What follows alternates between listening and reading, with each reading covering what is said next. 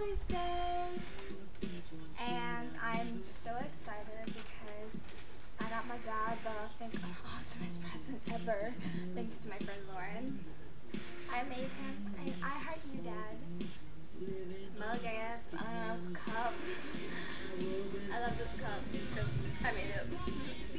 And this is Father's Day 2011, heart May.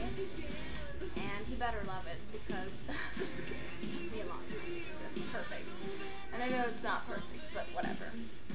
So just want to have a shout out and an awesome happy Father's Day to all the dads out there. Just hope you guys have an amazing Father's Day. And just live life to the fullest. Love it. Oh my gosh. Love life. Alright. Bye you guys. Oh yeah, and subscribe. I'll have like my stuff information and all my other friends like YouTube pages at the bottom corner thing. Yeah, the bottom bar. Alright, thanks for watching. Bye guys and happy Father's Day.